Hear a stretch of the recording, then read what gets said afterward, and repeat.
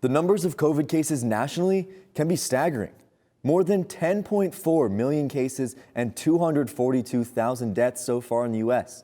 That's according to Johns Hopkins University. One artist who worried that such large numbers could be numbing has come up with an unusual response, as Mythili Gubbi reports from our Washington bureau.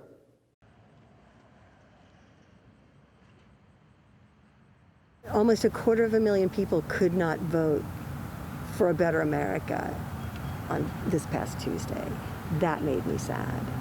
It's a sea of white, as almost 250,000 flags line a grass field, each flag representing an American who died from COVID-19. To help people understand the number, to make sense of it, so that we would not just release it and say it is what it is, but rather we would be inspired to take good care of each other. This is Suzanne Furstenberg, the artist who created the In America exhibit.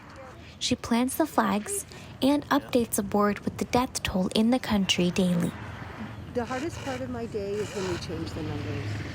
For Furstenberg, the living are just as important to the process of honoring. I have created this art, but really it's the people who come, it's the people who add names, it's the people who simply acknowledge the pain of others that really give value and life to this space.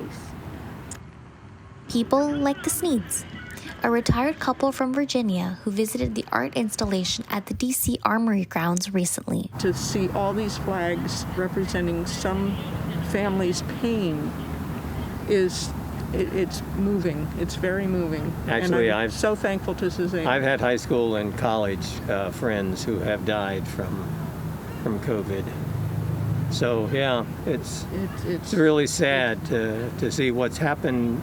Out of tens of thousands of flags at this installation, this section right here has over 6,000. That's how many Arizonans have died of COVID-19. It tears my heart up to see this because of what it represents and because of the fact that it didn't have to be this way. Yeah. The installation was supposed to be here for just 3 weeks, but DC Mayor Muriel Bowser granted an extension until November 30th. It gives more people a chance to participate in the creation of the art, and it gives us more time to figure out how next to honor all the people who will continue to lose. If people can't visit the exhibit in person, there is a live stream of the installation. It's really moving. Anyone who has the opportunity to come and see this ought to. It's amazing, and it's very disturbing when you actually come here and you see the flags and realize each flag represents a person who's died. Visitors like the Sneeds wish that being able to put something like a death toll in visual perspective would lead to. And that the American people will start realizing that it's real, it's not anything fake, and that what people can do to help reduce the numbers.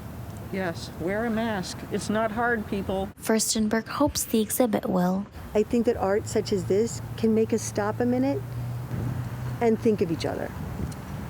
So to me, that's the value of it. In Washington, Mythili Gubbi, Cronkite News. The display is called In America, How Could This Happen?